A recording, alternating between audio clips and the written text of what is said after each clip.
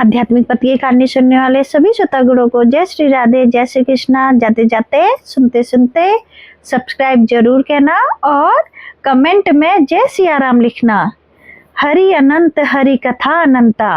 सीता जी की निंदा करने वाले धोबी के पूर्व जन्म का वृत्तांत आज मैं आपको सुनाती हूँ। मिथिला नाम की नगरी में महाराज जनक राज्य करते थे। उनका नाम था शीरध्वज। एक बार वे यज्ञ के लिए पृथ्वी जोत रहे थे। उस समय फॉल में बनी गहरी रेखा द्वारा एक कुमारी कन्या का प्रादुर्भाव हुआ। रति से भी सुंदर कन्या को देखकर राजा को बड़ी प्रसन्नता हुई। उन्होंने उस कन्या का नाम सीता रख दिया। परम सुंदरी सीता एक दिन सखियों के साथ उद्यान में खेल रही थी। वहीं उन्हें एक सुख पक्षी का जोड़ा दिखाई दिया जो बड़ा मनोरथ था।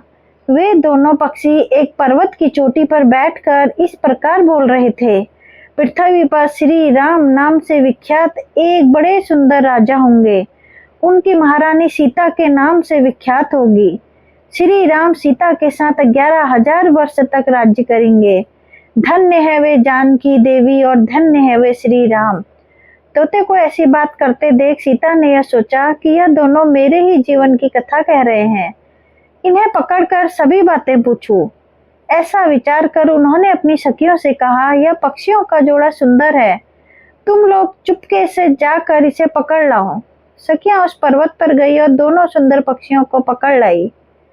सीता उन पक्षियों से बोली, तुम दोनों बड़े सुंदर हो, देखो डरना नहीं। बताओ तुम कौन हो और कहाँ से आए हो? राम कौन है और सीता कौन है? तुम्हें उनकी जानकारी कैसे हुई? सारी बातों को जल्दी जल्दी बताओ, भय ना करो। सीता के इस प्रकार पूछने पर दोनों पक्षी सब बातें बताने लगे। देवी वाल्मीकि नाम से विख्यात एक बहुत बड़े महर्षि हैं। हम दोनों उन्हीं के आश्रम में रहते हैं। महर्षि ने रामायण नाम का एक ग्रंथ बनाया है जो सदा मन को प्रिय जान पड़ता है।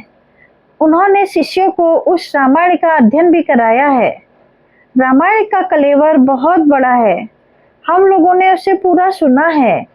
राम और जानकी कौन है इस बात को तो हम बताते हैं तथा इसकी भी सूचना देते हैं कि जानकी के विषय में क्या क्या बातें होने वाली हैं। तुम ध्यान देकर सुनो। महर्षि ऋषि श्रंग के द्वारा कराए हुए पुत्रेष्टि यज्ञ के प्रभाव से भगवान विष्णु, राम, लक्ष्मण, भरत और शत्रुघ्न ये 4 शरीर धारण करके प्रकट होंगे। देवांगनाएं भी उनकी उत्तम कथा का गान करेंगी।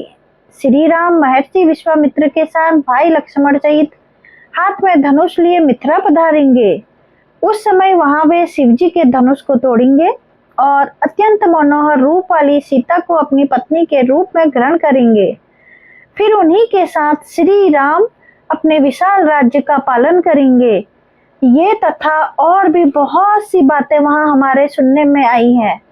सुंदरी, हमने तुम्हें सब कुछ बता दिया है। अब हम जाना चाहते हैं, हमें छोड़ दो। पक्षियों की अत्यंत मधुर बातें सुनकर सीता ने उन्हें मन में धारण किया और पुनः उन दोनों से पूछा, राम कहाँ होंगे? वे किसके पुत्र हैं और कैसे वे आकर जानकी को ग्रहण करेंगे? मनुष्य अवतार में उनका श्री विग्रह कैसा होगा? उनके प्रश्न सुनकर सुखी मन जान गई कि ये सीता है। उन्हें पहचान कर वह सामने आ उनके चरणों में गिर पड़ी और बोली, श्री रामचंद्र का मुख कमल की कली के समान सुंदर होगा। नेत्र बड़े बड़े तथा खिले हुए, नासिका ऊंची पतली और मनोहारिणी होगी। भुजाएं घुटनों तक, गला शंख के समान होगा। वक्ष स्थल उत्तम और चौड़ा होगा। उसमें श्री वत्स का चिन्ह होगा। श्री राम ऐसा ही मनोहर रूप धारण करने वाले हैं। मैं उनका क्या वर्णन कर सकती हूँ? जिसके 100 मुख हैं वह भी उनके गुणों का बखान नहीं कर सकता। फिर हमारे जैसे पक्षी की क्या विषाद है। वे जानकी देवी धन्य है जो शीघ्र रघुनाथ जी के साथ हजारों वर्ष तक प्रसन्नता पूर्वक विहार करेंगी।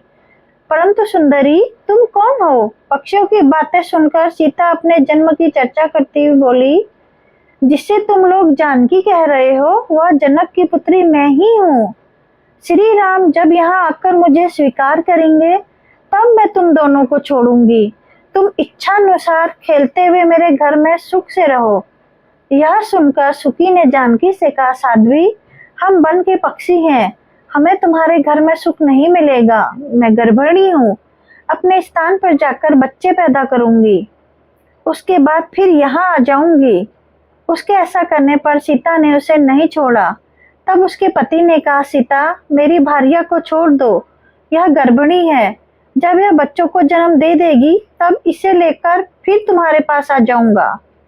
तोते के ऐसा करने पर जानकी ने कहा, महामते, तुम आराम से जा सकते हो, मगर यह मेरा प्रिय करने वाली है, मैं इसे अपने पास बड़े सुख से रखूंगी। जब सीता ने उस सुखी को छोड़ने से मना कर दिया तब वह पंछी अत्यंत दुखी हो गए। उसने करुणा युक्त वाणी में कहा, योगी लोग जो बात कहते हैं वह सत्य ही है। किसी से कुछ न कहें, मौन होकर रहें, नहीं तो उन्मत्त प्राणी अपने वचन रूपी दोष के कारण ही बंधन में पड़ता है। यदि हम इस पर्वत के ऊपर बैठकर वार्तालाप न करते होते तो हमारे लिए यह बंधन कैसे प्राप्त होता, इसलिए मौन ही रहना चाहिए। इतना कहकर पक्षी पुनः बोला, सुंदरी, मैं अपनी इस भार्या के बिना जीवित नहीं रह सकता, इसलिए इसे छोड़ दो।